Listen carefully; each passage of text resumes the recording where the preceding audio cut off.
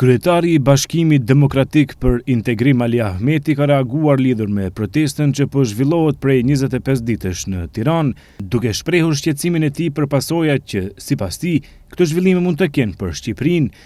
Ahmeti tha se po i ndjek me shqetësim zhvillimet në Shqipëri dhe se protestat po i shkaktojnë vendit dy goditje të forta, duke veçuar ndikimin që ato mund të kenë në turizëm dhe në klimën e investimeve.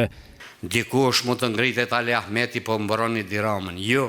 Ali Ahmeti mbron Shqipërinë dhe i dhimbet Shqipëria. Po goditet. Dega kryesore e industrisë, turizmi, dega kryesore, investimet e huaja dhe vendore.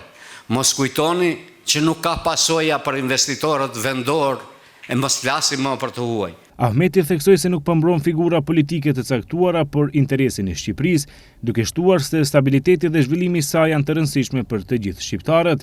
Ahmeti tha se nuk ka asgjë kundër protestuesve, po kundër organizatorëve të protestave, që sipas tij janë shtetet fqinje si Greqia dhe Serbia. Ne shohim që këtu Shqipëria nga këto protesta që nuk dihet ku e kanë kokën, merr dy goditje.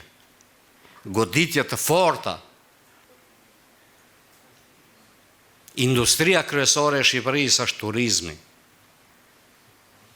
Goditet tek turizmi. Nga doli fushata e parë, nga Greqia, sepse turizmi po i rrezikohet nga Shqipëria, po i rrezikohet Greqisë. Që një shtet fqinj, s'po me menduar kështu për fqinjin e vet.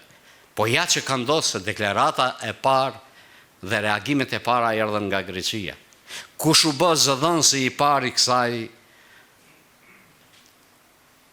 fushate në Beograd, i njëjti që bën fushatën e protestave në Serbi, bën fushatën për protestat në Shqipëri.